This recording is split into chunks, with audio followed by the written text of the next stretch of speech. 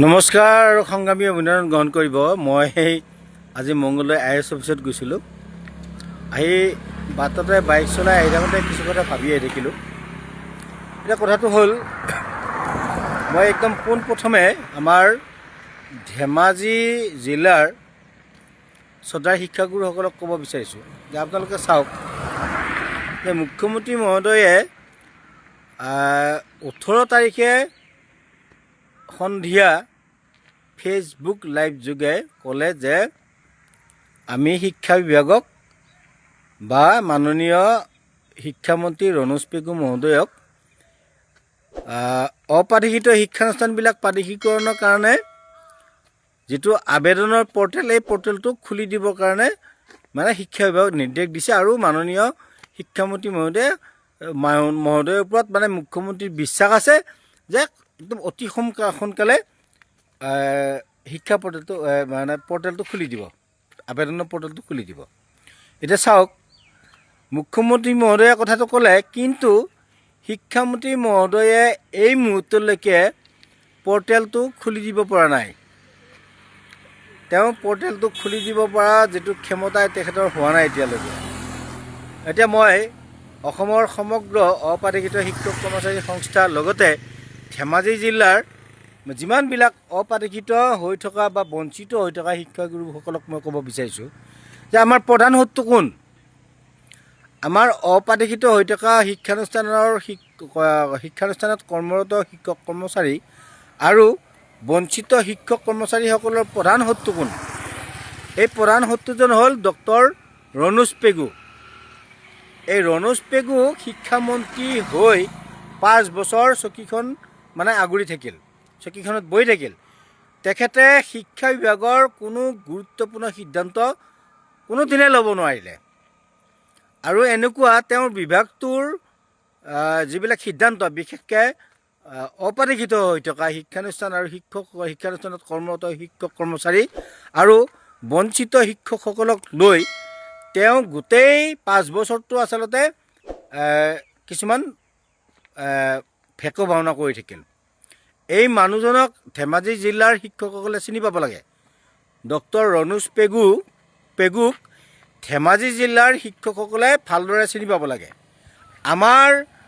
মই মাননীয় মুখ্যমন্ত্ৰী মহোদয় ডক্টৰ হিমন্ত বিশ্ব শৰ্মা মহোদয়ক মই ধন্যবাদ জনাইছোঁ যে তেখেতৰ প্ৰতিশ্ৰুতি ৰক্ষা কৰি খুব সোনকালে প্ৰাদেশিকৰণৰ আবেদনৰ পৰ্টেলটো খুলি দিবৰ কাৰণে শিক্ষা বিভাগ আৰু ডক্টৰ ৰণোজ পেগুক নিৰ্দেশ প্ৰদান কৰিছে। আৰু আমি আশা কৰিছোঁ যে অধিৱেশনৰ আগত মুখ্যমন্ত্ৰী মহোদয়ে প্ৰাদেশিকৰণৰ কামটো কৰিব বিচাৰিছে। কিন্তু আমাৰ প্ৰধান শত্ৰুজন হ'ল ডক্টৰ ৰণোজ পেগু।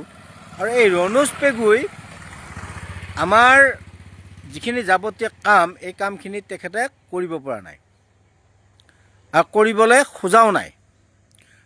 তেওঁৰ সদিচ্ছা নাই এই মানুহজনৰ, তাৰমানে অপাধিকৃত হৈ থকা। আৰু আটাইতকৈ ডাঙৰ কথাটো কওঁ শুনক আপোনালোকক, যে অসমত আটাইতকৈ যদি অপাধিকৃত শিক্ষানুষ্ঠান আছে ধেমাজি জিলাত আছে, আৰু আটাইতকৈ যদি বঞ্চিত শিক্ষক কৰ্মচাৰী আছে ধেমাজি জিলাত আছে। আৰু তেনেকুৱা এখন জিলাৰ পৰা প্ৰতিনিধিত্ব কৰি আমাৰ ৰণোজ পেগু মহোদয় তেখেতে নিজৰ দায়িত্ব, নিজৰ কৰ্তব্য এইবিলাক আচলতে তেখেতে অনুধাৱন কৰিব নোৱাৰি চকীকেইখন আগুৰি আচলতে তেখেতে আমাক চৰম বঞ্চনা কৰি আছে। মই ধেমাজি জিলাৰ সদৌ ৰাইজ, ধেমাজি জিলাৰ বাসী সকলোকে, যিসকলে অন্ততঃ শৈক্ষিক দিশত অলপ সচেতন, শিক্ষাগুৰুসকল, লগতে শিক্ষাবিদসকল, লগতে সচেতন ৰাইজ আৰু সাধাৰণ ভোটাৰসকলকো মই ক'ব বিচাৰিছোঁ যে অসমৰ ৰাজহুৱা খণ্ডৰ অসমীয়া মাধ্যমৰ শিক্ষানুষ্ঠানবিলাক, সেয়া চৰকাৰীয়ে হওক বা অপাধিকৃতই হওক, এই শিক্ষানুষ্ঠানবিলাক ধ্বংসৰ মূল নায়কজন হ'ল ডক্টৰ ৰণোজ পেগু। গতিকে আপোনালোকে চিনি থ'ব এই মানুহজনক, চিনি আগন্তুকত আপোনালোকে সিদ্ধান্ত ল'ব কি কৰিব। এটা কথা কিন্তু আমি বুজি পাইছোঁ যে মাননীয় ডক্টৰ হিমন্ত বিশ্ব শৰ্মা মহোদয়ে যিহেতু তেখেতে সামাজিক মাধ্যমত আনুষ্ঠানিকভাৱে কৈছে যে অপাদিক্ষিত হৈ থকা শিক্ষানুষ্ঠানখিনিক প্ৰাদেশিকৰণৰ কাৰণে ইতিমধ্যে এটা প্ৰাদেশিকৰণৰ কাৰণে আবেদনৰ এটা পৰ্টেল খুলি দিবৰ কাৰণে শিক্ষামন্ত্ৰী মহোদয়ক বা শিক্ষা বিভাগক নিৰ্দেশ দিছে। কিন্তু সেই বিভাগটোৰ মুৰব্বীজন কিন্তু একদম গামবুঢ়া বহা দি বহি আছে। এই মানুহজনে কিন্তু আগতেও মই বহুতবাৰ কৈছোঁ যে এই মানুহজন এজন অকৰ্মণ্য মানুহ, কোনো শিক্ষা বিভাগ চলাবৰ কাৰণে তেখেতৰ যোগ্যতা নথকা মানুহ। এই মানুহজনক এই চকীখনত বহুৱাই থৈ গোটেই শিক্ষা বিভাগটো আৰু আমাৰ অপাদিক্ষিত শিক্ষানুষ্ঠানবিলাক মানে এফালৰ পৰা ধ্বংস কৰি গৈ আছে। আৰু এই এমালগেমেশ্যন কিবা কিবি এইবিলাক কৰি বঞ্চিত কৰি আছে। টিউটৰসকলক যেনেদৰে ন্যায় দিব লাগে ন্যায় দিব পৰা নাই, সদিচ্ছাই নাই এই মানুহজনৰ লগত কথা পাতিলে আপোনালোকে গম পায় যে আমাৰ শিক্ষকসকলে গম পায়, এইজন মানুহৰ লগত কথা পাতিলে গম পায় যে এই মানুহজনৰ শিক্ষা বিষয়ক লৈ এখেত কিমান সচেতন।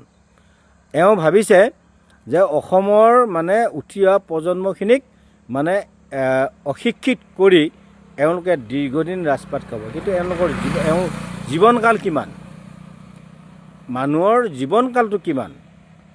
এওঁ আচলতে এজন কলংকিত শিক্ষামন্ত্ৰী ডক্টৰ ৰণোজ পেগু, এখেতৰ কাম নাই। আৰু মই ধেমাজি জিলাবাসী এওঁ যিটো গোগামুখ যিটো সমষ্টি, এই সমষ্টিৰ সকলো ৰাইজক আহ্বান জনাইছোঁ, আপোনালোকে কিন্তু এটা ভাল ধৰণে সিদ্ধান্ত লওক। হিমন্ত বিশ্ব শৰ্মা মহোদয়ে যিহেতু তেখেতে সামাজিক মাধ্যমত আনুষ্ঠানিকভাৱে কৈছে যে অপাদিক্ষিত হৈ থকা শিক্ষানুষ্ঠানখিনিক প্ৰাদেশিকৰণৰ কাৰণে ইতিমধ্যে এটা প্ৰাদেশিকৰণৰ কাৰণে আবেদনৰ এটা পৰ্টেল খুলি দিবৰ কাৰণে শিক্ষামন্ত্ৰী মহোদয়ক বা শিক্ষা বিভাগক নিৰ্দেশ দিছে। কিন্তু সেই বিভাগটোৰ মুৰব্বীজন কিন্তু একদম গামবুঢ়া বহা দি বহি আছে। এই মানুহজনে কিন্তু আগতেও মই বহুতবাৰ কৈছোঁ যে এই মানুহজন এজন অকৰ্মণ্য মানুহ, কোনো শিক্ষা বিভাগ চলাবৰ কাৰণে তেখেতৰ যোগ্যতা নথকা মানুহ। এই মানুহজনক এই চকীখনত বহুৱাই থৈ গোটেই শিক্ষা বিভাগটো আৰু আমাৰ অপাদিক্ষিত শিক্ষানুষ্ঠানবিলাক মানে এফালৰ পৰা ধ্বংস কৰি গৈ আছে। আৰু এই এমালগেমেশ্যন কিবা কিবি এইবিলাক কৰি বঞ্চিত কৰি আছে। টিউটৰসকলক যেনেদৰে ন্যায় দিব লাগে ন্যায় দিব পৰা নাই, সদিচ্ছাই নাই এই মানুহজনৰ লগত কথা পাতিলে আপোনালোকে গম পায় যে আমাৰ শিক্ষকসকলে গম পায়, এইজন মানুহৰ লগত কথা পাতিলে গম পায় যে এই মানুহজনৰ শিক্ষা বিষয়ক লৈ এখেত কিমান সচেতন।